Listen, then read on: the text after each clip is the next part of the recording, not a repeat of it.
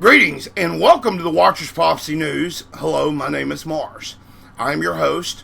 We want to welcome you warmly to KW Radio. Well, thank you for tuning in to America's premier Christian network, www.kdob.us. And thank you for joining us tonight. Thank you for the time you have taken to tune in. Tonight, I would ask for a prayer for our nation and a prayer for our leaders. You see, we're at a point of no return where your gold and silver won't help you as much as a can of green beans. We are the Watcher Society, and tonight I have epic information for your mind. You can easily find us on Facebook under the search term Watcher Society. Now, I have indeed some grim news tonight as a reminder that we are in the last of Bible prophecy, and that events are now on the most dire, slippery of slopes ever. War with Russia is on the event horizon, and so tonight, because of the nature of the show, I would urge a PG-13 ranking for my show, and if you have little ones in earshot of this broadcast, it may not be suitable for everyone. Just a friendly warning. Just be advised, I'm going to cover some sensitive material. Often folks are accused of fear-mongering, but when the real conflict arises, the WPN is going to keep you informed with the truth. U.S. E-3 command post aircraft, 3 of them are now in the air with 24-hour duty for a known time period. They were launched late Wednesday afternoon, likely to be in duty for many days. State of nuclear conflict is high. I repeat, confidence is high at this time. U.S. generals have had a nuclear brief with Obama. It is the second one in the White House war room since Obama's presidency. Russian state newspapers predict direct military conflict with the United States as it compares Syria's stalemate to the Cuban Missile Crisis. No one is aware of how dire the Russians are seeing this. U.S. suspended contact with Russia over Syria on Monday, and many diplomats on both sides have now been sent home. Secretary of State John Kerry has been enraged by these so-called airstrikes on rebel-controlled areas of Aleppo. Hundreds of innocents are believed to have been killed in these attacks. BBC Russian correspondent Steve Rosenberg referred to 2 Russian newspapers taking a very aggressive tone toward the United States, and a secret Duma document exposed signs off by Putin's own signature that tells each of these papers to ramp up the war talk until the very fighting begins, in those exact words. Just imagine that the United States does what it has wanted to do for a long time and strike against Assad, not by mistake, but on purpose and openly. Should Russia defend its ally or consider striking against Americans, this would definitely lead to a third world war. Now, Russia can win big in Syria, but it can also lose very big also. We must not forget that in Syria we are playing an astonishingly risky game where everyone's finger is on the trigger, and the ball right now is firmly in the hands of the Americans, who, should they attack, you can count the very minutes until we push the nuclear button. That is according to one of these various papers. Several thousand military vehicles, including mobile intercontinental ballistic missile complexes, are taking part in extensive field exercises throughout Russia in an unprecedented snap drill ordered by Putin, far more reaching than any drill yet ever taken. These training and counter-sabotage and performed simulated launch drills, as well as 50 million of our citizens protected versus a United States nuclear launch. We are ready. Also, according to this Russian paper. If you understand the massive scope of Putin's determination to win a nuclear exchange with the United States, and that we do nothing is impressed a false sense of peace upon the American society when they do not know that they are very, very ready for war, said Putin. The government of the USA is not telling its people to get ready, that a soon conflict will arise, and that we will do our very best to win it and survive as a nation while the USA burns in nuclear ashes. Also in a local Moscow paper. Russia already holds the world's largest arsenal of nuclear weapons, around 7,300 warheads, almost 1,000 more than has previously been announced. This was recently declassified. Some of these have been placed at the very extreme of its eastern coast, just 50 miles from U.S. territory in Alaska. U.S. defense satellite watchers have also noticed that 2 U.S. Air Force birds, these are called satellites, are now have been placed in geosynchronous orbit over the Aleutian Islands, where several Topol missiles have been set up this very week. A garrison of 800 men have been increased to 2,000, and logistics and a camp is being set up for their support. Links to the Alaska National Guard site have been very silent, with only one blogger, a Navy captain, stating that Alaskan cities would be ash in less than 3 minutes should anything occur. The Doomsday Clock, a means of measuring the likelihood of war, puts the current time at 23.57, with all-out war being at midnight. Represents the closest the clock has come to midnight since 1984, and before that in the early 1950s. Now, Putin talked about his land-based mobile missile systems, which must be protected at every stage while on patrol, which last up to a month. He said this month is the key for us to show NATO, the U.S., and the world that we mean what we say. The military vehicles are rolling through the woods from the European part of Russia to the remote wilderness of the Alkay region. U.S. spy satellites are hard at work with Pentagon computers attempting to track them all for a fast response. But Pentagon planners have assured Obama there is really no defense versus them, and Putin keeps them now, the last 3 weeks, all rolling over his countryside. The Russian Defense Ministry explained that some of the drills is going to be constructed, simulated launches by crews of mobile missile launchers taking part in the exercise, the ministry said. And that for the first time ever, Russian Defense Ministry has said that there will be no warning that the nuclear arms are in firing order and locked to launch should U.S. forces come unclear that we mean business in Syria, and not to attack even one position of the Syrian army, or there would be vast consequences that may not be controlled at our highest levels, as situation command has already been given to our crews on the day of the test. That also will remain a secret. Folks, this is dire.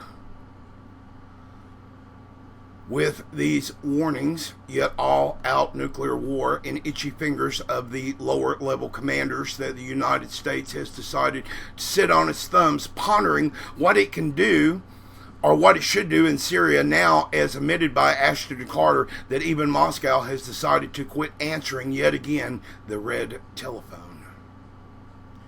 January 2016, Russia's Missile Corps announced plans to conduct 16 intercontinental ballistic missile launches this year, double that of 2015. Putin has said many times that any such drill could be real, and that as of this week, his nation is on the highest security alert for U.S. moves in Syria ever. Adding that word ever changes things, trust me. So just what will we do about these threats? And what of Syria, and what is likely to come out of this quagmire of missiles and threats of world war? Does not take a genius, in my opinion, to know that Obama's generals have told him that we must first attack the Syrian army or lose space that will erode away all the way past Ukraine and undermine every one of NATO's recent gains. That's what Obama's generals are telling him. Very few people are awake enough to understand the real dangers here. But then they say, well, we all have to live our lives. We can Mars. We can live. We can't live in fear of all this all the time. Well, you're right. But there are things that we can do about this. We can pray for our leaders. We can join our voices to be heard. That we do not want to live in a post-apocalyptic world where Putin and many Russians have survived only to gloat at the Jeremiah 51 picture of foreign troops picking through our very ashes. There are many trains of thought about this coming war. Tonight, I'm going to give you two of them. Here's the first one. Now, understand this. Many Americans who voted for George Bush thought he was a fine Christian leader who would move the United States in the right direction, but they were shocked to hear him say that Islam was a religion of peace and we serve the same God. Obama, by the way, has echoed that 16 times in his presidency. That exact line that was coined by George Bush. Few stopped to consider his family's huge monetary involvement with the Arab oil sheikdoms in the Middle East. In fact, our current president, George W. Bush, was once in oil partnership with the brother of Osama bin Laden, another Arabian prince named Shalom bin Laden. That's how deep in bed we are with these people. Yet no one seems to care. Intriguingly, at a time when America is practically bankrupt, and this has everything to do with it. Understand, the next 200 years of our nation have been mapped out, and we are bankrupt. $30 trillion in debt. And the clock is ticking for nations to come out of this financial ruin with a big thing like the Nest 3 oil strike found in the Golan, and it's why everyone wants the Golan sector of Syria so they can tap right into that. Ezekiel tells us the invasion described is motivated by money. As it is clearly stated in the text, observers say to Magog, "Art thou come to take a spoil? Hast thou gathered thy company to take a prey, to carry away silver and gold, to take away cattle and goods, to take away a great spoil?" Ezekiel 38:12. This monetary incentive in the Gog and Magog war is very important, for it also hints at a military involvement that will also envelop the oil nations that give close association with Washington, D.C., a city named after George Washington, George. Notice Gog. It turned out in the identification of Russia and the prophecies of Ezekiel are all based on a misleading use of translation. As I said earlier, this is one particular scenario. I am merely putting it out there for our listeners. In this 38th chapter, the prophet says the invader of Israel is Gog, the land of Magog, the chief prince of Meshech and Tubal, Ezekiel 38. In the Hebrew language, the word chief, as in chief prince, is Rosh. Because the word Rosh sounds like Russia, many concluded this was a reference to Russia. Indeed, when Russia was still communist and hostile toward Israel, it did seem feasible. However, the Russian language is unrelated in any way to Hebrew. So a phonetic similarity is of very little value. I've learned this interpretive error is even deeper in that the names in Ezekiel are inverted. Gog is not the name of the leader, it is the name of the country, and Magog is the code name of the leader. Look closely for the verses addressed to Gog, which is the name of the land of Magog. Certain researchers have concluded that the name Gog refers to the nation of Georgia, a former ally of Russia, but now a key military client of the United States of America. It turns out that when the Soviet Union was dissolved, all of the former nations except one, Georgia, continued under Russia's leadership. The Georgians asked for American aid and quietly welcomed a U.S. military presence. Back in biblical times, the ancient people in the area that is now Georgia were called Iberi. And even the famous Jewish historian Josephus tells us that the Jews identified them with Tubal. Another people group in Georgia were the Mexicans and the Chechens, what Ezekiel called Meshish. The capital city of Georgia is Tbilisi, another reference to Tubal. In fact, even the Georgian alphabet is called Miki Duralai, read Meshish, which means horseman. Now, there is a second, more traditional view of the Gog War. I subscribe a little more to it. But we have every reason to believe that Gog is mentioned in this end time scenario is a angelic being or principality which is over the land of Turkey. In other words, a demonic angel. The same language is used to describe this Gog as used to describe a few other beings in Scripture. The prince of Persia, which has hindered the bearer of this very prophecy from coming to Daniel, was described as a prince.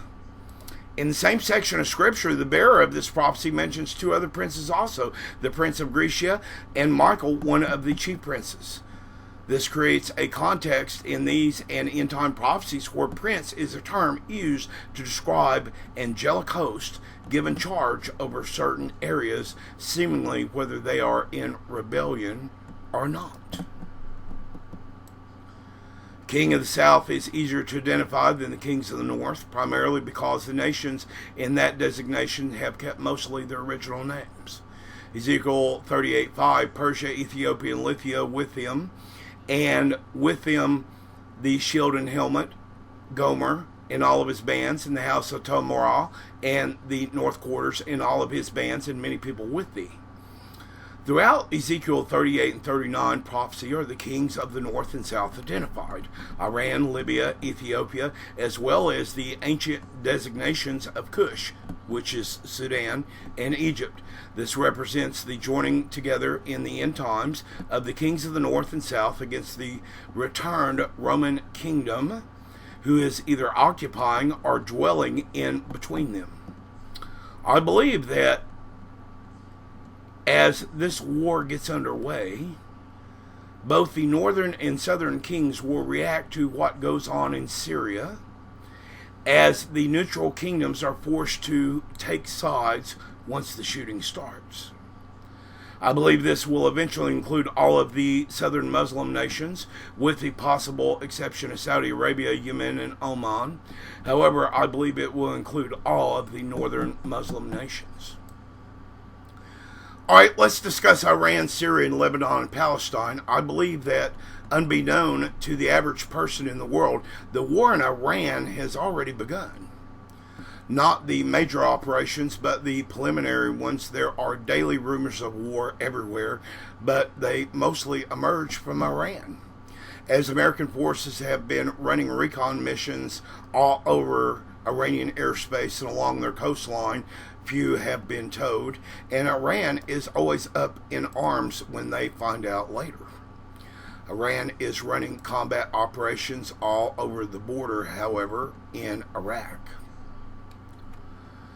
Iran is part of the kings of the north and south mentioned in Ezekiel 38:5, and I believe that it is among the first to be brought down, along with Syria and Lebanon. I believe Iran will mark the real ramping up and the momentum building operation that will see the full-scale engagement that will become the Gog-Magog war. Understand, it's not going to be nukes fly just because we bombed Syria. It will likely go into a phase of military buildups and smaller decisive battles that will place Russia either on top or on bottom, making sure that their command structure will inform Putin of the right thing to do at the right moment, just as the United States will likely do. Fall of Syria and Lebanon, which I believe I can provide scripture for shortly, does not matter if they happen before or after Iran's downfall. They will assuredly happen, and the destruction of these will show the world a new world order developing, and I will use to show the most astounding reality that it is going to deeply affect and divide even Christians in America.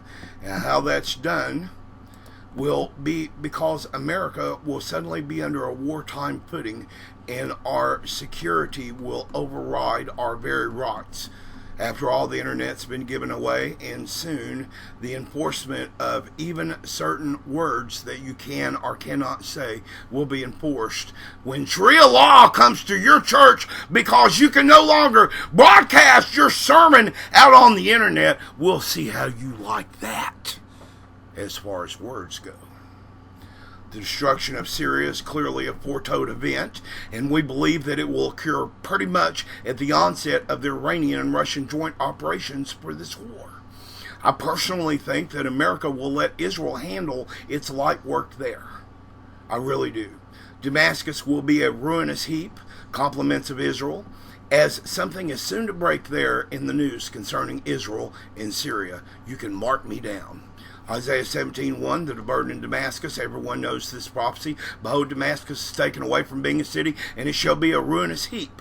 This prophecy concerning Syria, however, is also clear, and so are its allegiances for the war that is beginning to right now take shape with nuclear threats in the Middle East and now in our own newspapers.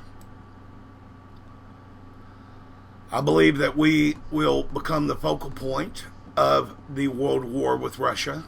And once they find that we don't play either, and they lose a few aircraft to our vastly superior dogfighting jets from our offshore carriers, I believe that Russia will then have to play its wild card and show its entire hand in a grand sneak attack so fast and furious that when it's over, 1/3 of all life on Earth will be dead or dying. And no one on this side of the pond will even have one clue how or why or for what real reasons it all started, and that there is fear tonight worldwide that warrants this PG-13 show, as I did not come to this conclusion lightly or portray it in any light that could harm us, as God, the Almighty Lord of Lords, will provide many a means of escape. And He tells us many times in the Bible not to fear.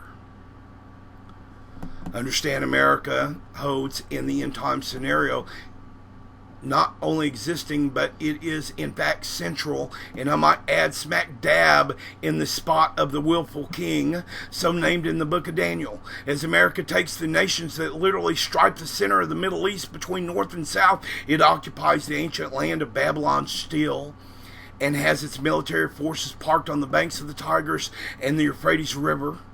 It steps undeniably into the prophetic world stage, and America is about to take its place. Some have said, how can you use scriptural references to Babylon, Mars, Tarshish, and Tyre, and Sidon, and try to make the point to America when each of these are different places and entities? Well, the Gog and Magog war is one of these reasons. Soon all of the mentioned lands will become under American control, and this is how they are drawn into a common scriptural reference. Let me tell you from a friend of mine who has done very, very much work on Zechariah chapter 5, and I'm going to use some of this here thanks and credits to Mrs. Jacqueline Weaver, who has shown me her research and shown me this very important point. And I want you to go look it up. Go look it up now and reread this, because it may change your demeanor on many things prophecy-wise. My point is the last verse in Zechariah chapter 5 and the exact wording thereof. So let's turn to Zechariah chapter 5. Let's go to the very last verse in the scripture. Now I'm going to start in verse 4, and I'm going to read this really quick because I want you to understand. Zechariah tells of the how. He is going to tell you of the kinds of weapons that we're going to use. Now, I'm not starting at the top of the chapter, but at verse 4. I will bring it forth, said the Lord of hosts, and it shall enter into the house of the thief, into the house of him that swears falsely by my name, and it shall remain in the midst of his house, and it shall consume it with the timber thereof and the stones thereof. And then the angel that talked with me went forth and said to me, lift up thine eyes and see, what is this that goeth forth? And I said, what is it? And he said, it is an ephah that goes forth. And he said, moreover, this is the resemblance through all the earth. That's right, all these missiles pretty much look the same. And behold, there was lifted up a talon of lead. That's what's used to shield these missiles, by the way. And this is a woman that sitteth in the midst of the ephah. And he said, this is wickedness. And he cast it into the midst of the ephah, and he cast the weight of lead upon the mouth thereof. This is clearly a reference to missiles, folks. And then I lifted up mine eyes and looked, and behold, there came out two women, and the wind was in their wings, and they had wings like a stork. That's cruise missile. And they lifted up the ephah between the heaven and the earth. And said I to the angel that talked with me, whether do these bear the ephah? And the verse 11 is the one I want you to look at closely. And he said to me to build it in a house in the land of Shinar, and it shall be established and set there upon her own base. You read that 3 or 4 times and you get it in your head who created the first nuclear weapons. Is the land of Shinar, which points at Babylon, also now pointing at Mystery Babylon, us. I believe deeply that Shinar here is used to portray Mystery Babylon, and that Shinar is a indeed designation for the United States in prophecy, as we did make the bomb, we did deploy the bomb to our own bases, and we for sure know that Zechariah was talking about the weapons that would be used in the coming Gog War. Now Babylon is suddenly fallen and destroyed. How for her? Take balm for her pain. If so, she may be healed. We would have healed Babylon, but she is not healed. Forsake her, and let us go everyone into his own country, for her judgment reaches into heaven and is lifted up even into the skies. It's Jeremiah 51 verse 8. Jeremiah 51 verse 11, make bright the arrows, gather the shields. The Lord hath raised up the spirit of the kings of the Medes, for his device is against Babylon, to destroy it, because it is the vengeance of the Lord, the vengeance of his temple. Set up the standard upon the walls of Babylon, make the watch strong, set up the watchmen, prepare the ambushes, for the Lord hath both devised and done that which he spoke against the inhabitants of Babylon. Ladies and gentlemen, this is coming. This is real. Jeremiah 51 clearly shows the state of our nation in soonness. Want to watch Syria and the Golan very, very closely, in my opinion. The next 3 oil find. There was the largest deposit. There are still secret papers on this, by the way, in Israel. The largest deposit yet found in the entire world of light sweet crude oil, making whoever owns it the superpower for the next 200 years, making the nation that owns it out of debt. The $30 trillion all gone, wiped away. We will be the next superpower for the next 200 years, or it will be when the invading armies move across Israel borders to take a spoil. What will the rest of the world do to stop this slaughter? According to Ezekiel chapter 38:13, they will not even lift a finger beyond shouting empty words. Here's how the prophet describes it. Sheba and Dedan and the merchants of Tarshish, with all the young lions thereof, representing the trading nations, shall say to thee, art thou come to take the spoil? Have thou assembled thy company to take the prey, to carry away silver and gold, to take away cattle and goods, to take a great spoil? No doubt this spirited outcry will be heard in the debating section of the United Nations General Assembly without any effect whatsoever.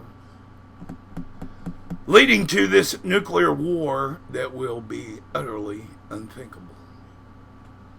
Ladies and gentlemen, let's get ready. Prepare yourself for seeing a thing that you will see in your lifetime soon. A event that will pass all understanding, in a great deception soon, to fool the world, to prove we are not alone in the universe, and that if we do what we are told, then we can live in peace, those that survive by doing the will of the man of sin.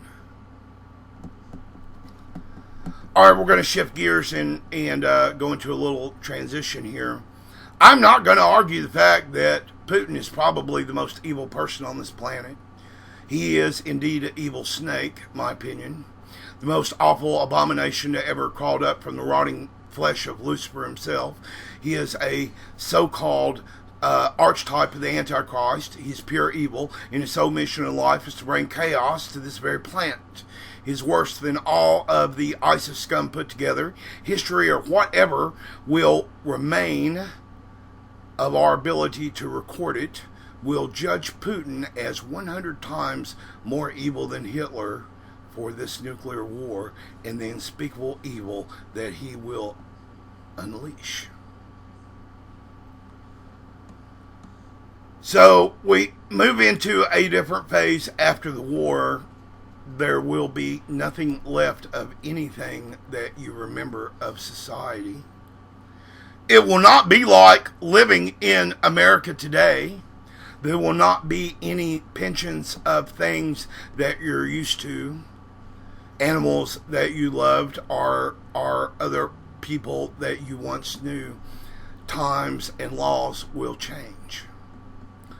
The Bible has a lot to say about those times, and a lot to say about the new leader of those times, the Antichrist.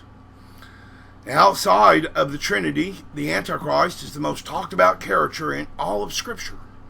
But many scholars have overlooked the 13 incredible verses that reveal astonishing detail about who this man will be, where he will come from, and how God will use him in the time of Jacob's trouble. That's in Daniel 7:4.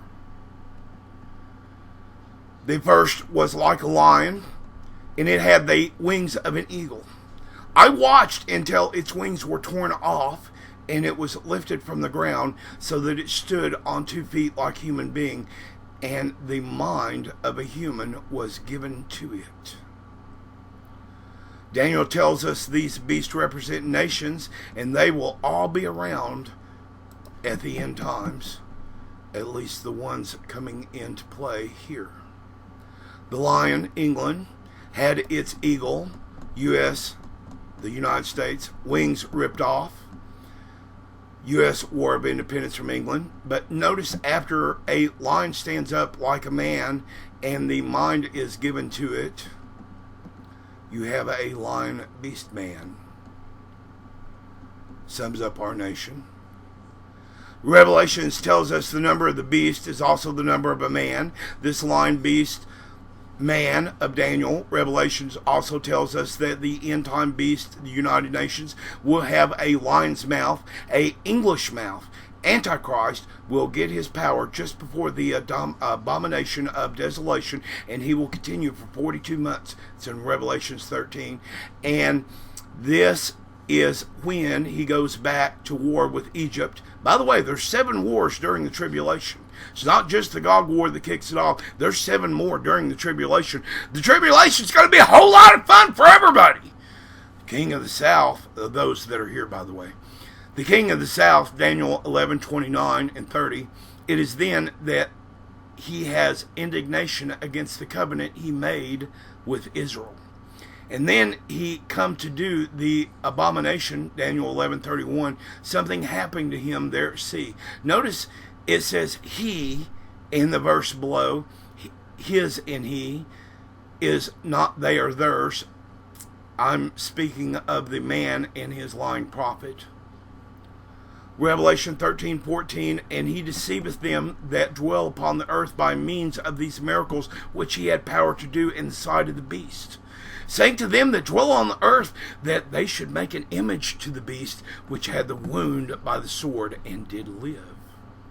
Revelation 13:3, and I saw one of his heads as if it were wounded to death, and his deadly wound was healed, and all the world wondered after the beast. This beast, a man with the dragon in him, was at sea when receiving the wound. Daniel 11:30. Revelations 13:1, and I stood upon the sand of the sea, and I saw the beast rise up out of the sea, having 7 heads and 10 horns, and upon his horns 10 crowns, and upon his head the name of blasphemy. This 42 months begins at the abomination and is the time of the tribulation period, as Jesus described in Luke 21:20 and 24, along with Revelations 11:2. Now, my point in all this is, the Bible says in Daniel 11 that he come up from a small people. Now, I believe he will be a wealthy individual, but first things first, we must see the 10 horns into play, making this peace treaty with Israel. Daniel says he will rise up out of these 10 horns and confirm the treaty. When he does, and he subdues 3 of these horns, probably for some type of treason, then we will know who he is. He will almost immediately go to war with Egypt also.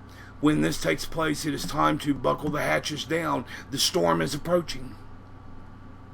But it is in the middle of the week that he is identified as the Antichrist to all the world, and that he is what the Bible says he shall be. Then the Jewish remnant will know who he is. This is the storm in the middle to the end of the week. Jacob's trouble starts then and continues into God's fire after the Antichrist has killed the 2 prophets, which is at the end of the 42 months of the tribulation. But also believe that what kicks off this global setup for the initial Gog War, the start of all this, and some simple meaning about the land of Shinar talked about in Zechariah chapter 5 and who that land is today. I've studied this, folks, and I believe it is New Babylon, Mystery Babylon, the United States. And if so, Jeremiah 51 is completely sane in being taken literally about us, the United States. Now, this man of sin, if he is an Assyrian as called, but where he is born and comes to power doesn't have to be really, in my mind, where his lineage is from. We know he comes from a small people. A small people is a small nation. We know from Daniel 7 he arises out of the 4th beast. We know from Daniel 8 he arises out of one of the 4 general kingdoms in the latter time. So let's step back a moment and think logically, where is the only place that this could be? I've thought about this a great deal, and I have my own opinion. There are many others that have their own opinions. I respect those. There is a cause that he could be an Assyrian or a Turkish man, born in Greece, a small nation, or that was Macedonia, or of Cassander, and Greece is now in the European Union, or the 4th beast. Daniel gives us all the clues to figure out where the Antichrist is born. Revelation 13 even tells us he has the body of a leopard. Now, I believe the Antichrist will build the new temple, and that is what makes everyone trust him. I do not know why I believe that, but I heard that in an early sermon in my youth, and it has stuck with me. I believe it to be true. I believe that this might be why he feels he has the right to claim it for himself. 2 Thessalonians 2:4. So we are watching for any who starts building the temple also. Bible gives every indication who this man is. Some believe he is a Jordanian Jew. Remember, Revelation 17 says the beast was and is not and will ascend out of the bottomless pit and go into perdition. Why? Because he is the son of perdition. So you need a man who the Apostle John says he was. Means he already has lived. That's right. And is not. He's dead at John's writing of Revelation 17 in AD 90. But then will come back and ascend out of the bottomless pit and go into perdition. 2 Thessalonians 2:3 calls him the man of sin, the man of perdition. But remember, he was living, but was dead when John wrote Revelations, but will come back from the bottomless pit. Did you ever read John 6, 70 through 71? You definitely should turn there and read John 6, 70, 71. Did you ever read Jesus' high priestly prayer in John 17? Did you ever look at John 17, 12? Why not? The Antichrist is also called the horn of Moab. And Moab is in present-day Jordan. He is also from a city on Moab called Inshtarkal. You all realize the king of the bottomless pit has a Hebrew name, Abaddon, and a Greek name, Apollyon. Judah, a man of Koroth, is the name of a man who is a devil. Got that? A devil. He has Greek and Hebrew name, and when he died, the Bible doesn't say he went to heaven or hell. He went, well, I'm not even going to tell you. You need to read Acts 1:25. To his own place is a place of devils, Revelation 9, and was and is not and will ascend out of the bottomless pit, go into perdition. Well, we may have our man after all. The number of the Antichrist is the number of a man. Revelations 13:18, and it's 666. You count the number of letters and divide by 3 in the literal name of this man, Judah, a man of Koroth. Josephus does tell us there were 10 Roman procurators of the time of Shiloh until the destruction of apostate Jerusalem. Let me see if I can name those. Pontius Pilate, from 26 to 35 AD. Marcellus, 35 to 38 AD. Morelius, 38 AD. Cuspius Fadius, Tiberius Alexander, Vindictius Cumanus, M. Antonius Felix, Porcius Festus, Albanius, Grecius Florus. You see, Paul doesn't tell us that the Antichrist sits in the temple. He doesn't say is someday going to sit in the temple. Paul told us that the Antichrist is the keeper of the temple. And I believe that's why that he has something to do or is involved in the building of the temple, and why so many will trust him. Now, the 10 horns are prophesied many times by the prophets, especially Zephaniah and the major prophets. Tyre is just one of the horns. Genesis 15:18 are the horns, but the names have been changed since then. To get a better perspective of the horns, turn to Zephaniah chapter 2. Jeremiah chapter 25 speaks as there being the nations referred to, and so does Zephaniah chapter 3. If God called them nations by his own word, why would we not accept it also? Godfrey says that it's Moab, but why would Moab have to escape out of his hands if he is from Moab? That doesn't make any sense to me. Besides, Moab is not the king of the north. Tyre would be the northern nation of the 10 horns.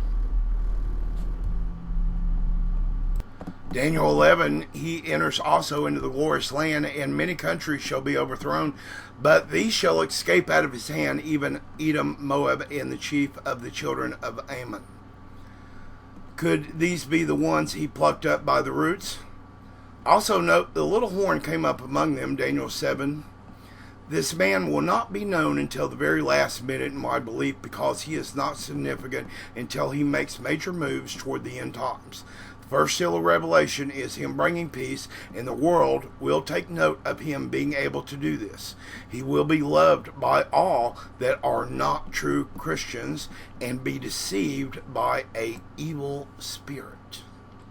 Now, I want you to think about what that means for your children and others that you know are not saved to be deceived by an evil spirit.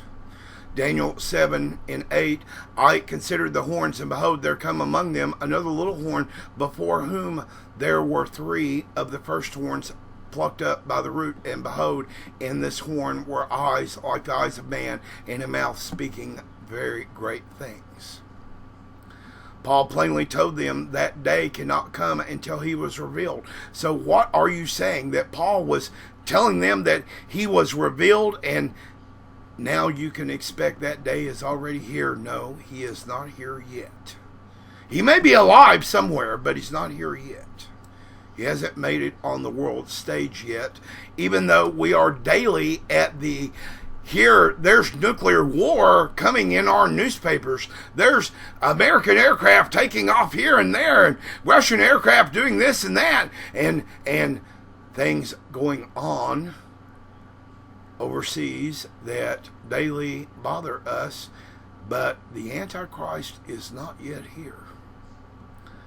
2 Thessalonians 2 and 3, let no man deceive you by any means, for that day shall not come except there be a falling away first, and that the man of sin be revealed, the son of perdition, who opposes and exalteth himself above all that is called God or that is worshipped, so that he is God, sitting in the temple of God, showing himself that he is God. Folks, sometimes I misquote scripture. I memorize things the best I can. Please forgive me if I get anything wrong. But furthermore, Paul told them, until the mystery of iniquity was removed, that was then already at work, by no means could the man of sin be revealed. In 2 Thessalonians 2 and 8, then can he be revealed? 1 John 2, all the way down to verse 22, who is a liar, but he that denieth that Jesus is the Christ, he is the Antichrist, that denieth the Father and the Son. 1 John 4, and every spirit that confesseth not that Jesus Christ is come in the flesh is not of God. And this is that spirit of Antichrist, whereof ye have heard that it should come, and now is already in the world.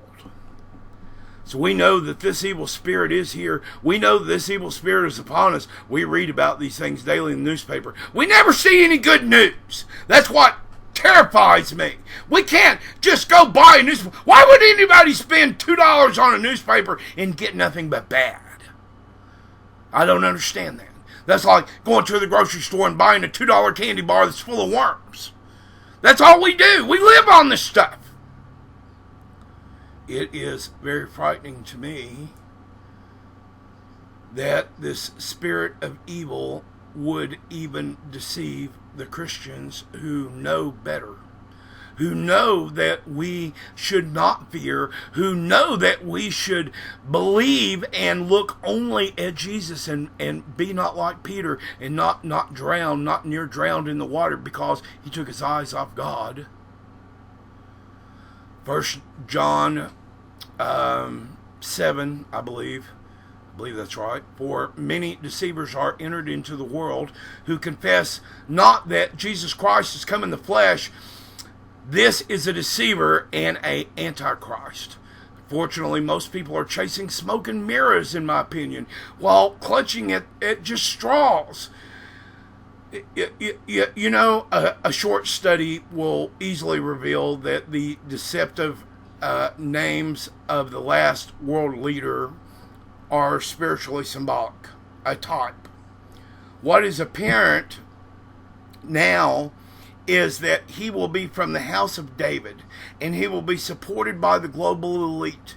Although some people still claim that he will be from Turkey or Greece or Jordan or Syria or Lebanon, and the list is becoming ever longer, it seems like everybody I talk to. Some will even claim that Obama is the dark one, but nope, abomination. He is an abomination, but he's not the one. Is a 2-bit player compared to who is about to come, folks. He is a 2-bit player. I mean, just a nothing. Of Grateful not to be here when he steps on the stage, and I'm looking forward to our blessed hope. Other scriptural names for the last bad boy for the world leader, the Antichrist, include in Psalms 5, the bloody and the deceitful man. Psalms 10, the wicked one. Psalms 10, the man of the earth. Psalms 52, the mighty man. Psalms 53, the enemy. Psalms 74, the adversary. Psalms 111, the head of many countries. Psalms 140, the violent man. Isaiah 10, the Assyrian. Isaiah 14, the king of Babylon. Isaiah 14, the son of the morning. Isaiah 16, the spoiler, that's also in Jeremiah 6. Isaiah 22, the nail. Isaiah 25, the branch of the terrible one. Ezekiel 21, the profane wicked prince of Israel.